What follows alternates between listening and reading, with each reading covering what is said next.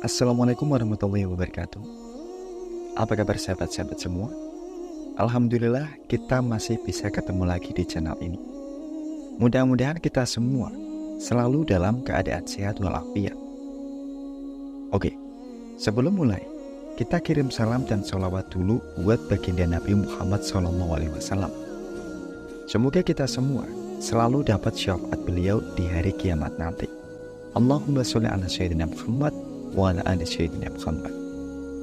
Hari ini kita bakal ngobrol topik yang mungkin bikin sebagian dari kita penasaran, tapi ada juga yang takut, yaitu santet atau sihir.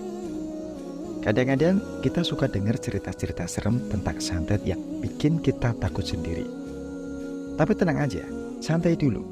Kita bakal bahas ini dari sudut pandang yang lebih ringan dan tentunya berdasarkan ajaran Islam. Nah, pertama-tama sahabat, penting buat kita tahu kalau sihir atau santet itu sebenarnya nggak bisa ngerugiin siapapun tanpa izin Allah Subhanahu wa Ta'ala. Jadi semua yang terjadi di dunia ini, baik itu hal baik atau buruk, cuma bisa terjadi kalau Allah kasih izin. Ini jelas banget disebutkan dalam Al-Quran, tepatnya surat Al-Baqarah ayat 102. Intinya, apapun yang terjadi, termasuk santet, itu nggak bisa lepas dari kehendak Allah.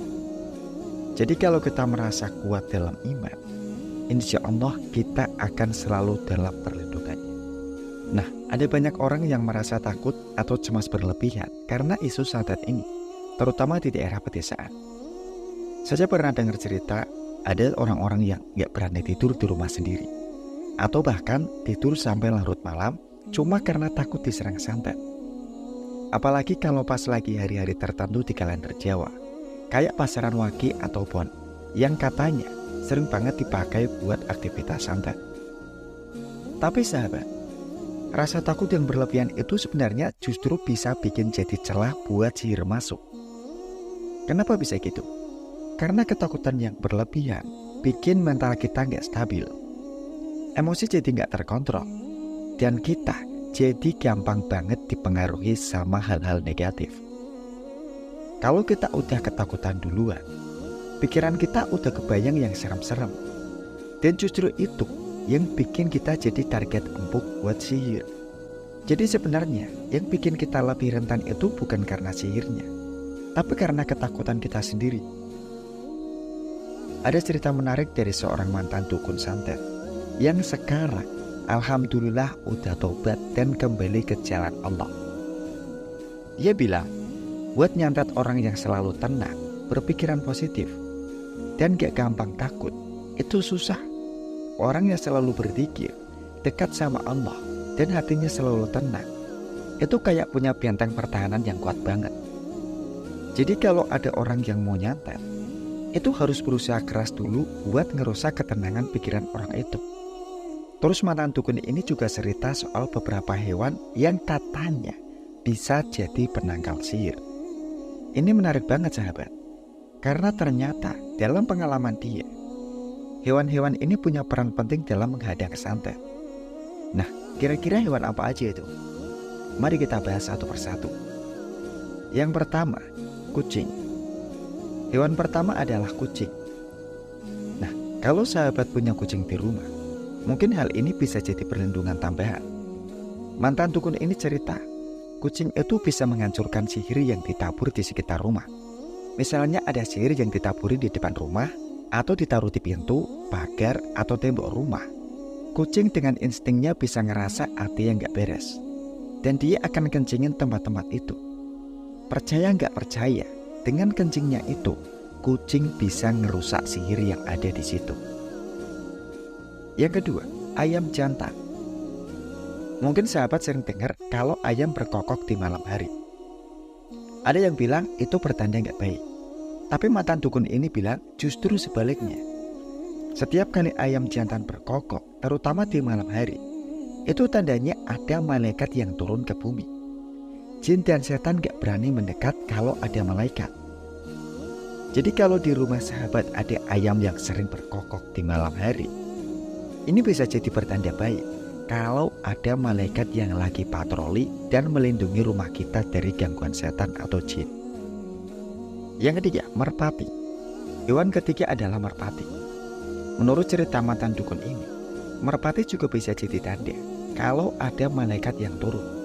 Sama kayak ayam jantan, kalau ada merpati yang tiba-tiba datang dan nongkrong di rumah kita, bisa jadi itu pertanda ada malaikat yang lagi melindungi tempat kita. Jin dan setan biasanya langsung kabur kalau ada malaikat, karena nggak tahan sama cahaya dan energi positif yang dibawa malaikat. Lanjut ke hewan yang keempat, yaitu angsa. Nah, kalau sahabat punya angsa di rumah, ini juga bisa jadi hewan pelindung loh. Angsa ternyata punya kepekaan yang tinggi terhadap hal-hal gaib. Jadi kalau ada kiriman sihir atau santet, angsa bisa ngerasain dan dia akan bersuara keras buat ngasih peringatan. Jadi kalau sahabat dengar angsa berisik di malam hari, bisa jadi dia lagi ngasih tahu kalau ada energi negatif yang mendekat. Terakhir, kura-kura. Mungkin terdengar aneh, tapi mantan dukun ini bilang kalau kura-kura punya kemampuan buat mendeteksi keberadaan sihir, terutama yang pakai media tanah kuburan atau benda-benda mistis lainnya. Dengan penciumannya yang tajam, kura-kura bisa ngerasain ada yang gak beres dan menetralkan sihir tersebut. Sama seperti kucing, kura-kura juga bisa jadi penjaga rumah dari energi negatif. Jadi sahabat, dari cerita ini kita bisa belajar bahwa perlindungan dari sihir atau santet itu sebenarnya gak hanya dari hal-hal yang kita lihat saja, tapi yang paling penting, kita harus selalu mendekatkan diri sama Allah. Banyak-banyak berzikir, dan jangan biarkan rasa takut menguasai kita. Ingat, semua yang terjadi di dunia ini, baik atau buruk, cuma bisa terjadi dengan izin Allah. Kalau kita udah punya iman yang kuat, insya Allah kita akan selalu dilindungi olehnya. Semoga kita semua selalu dalam lindungan Allah Subhanahu wa Ta'ala, dijauhkan dari segala keburukan, dan selalu diberikan kekuatan buat menghadapi segala cobaan. Terima kasih banget buat sahabat yang udah menyimak video ini hingga selesai.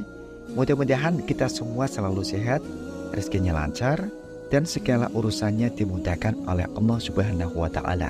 Amin amin ya rabbal alamin. Sampai ketemu lagi di episode berikutnya, dan wassalamualaikum warahmatullahi wabarakatuh.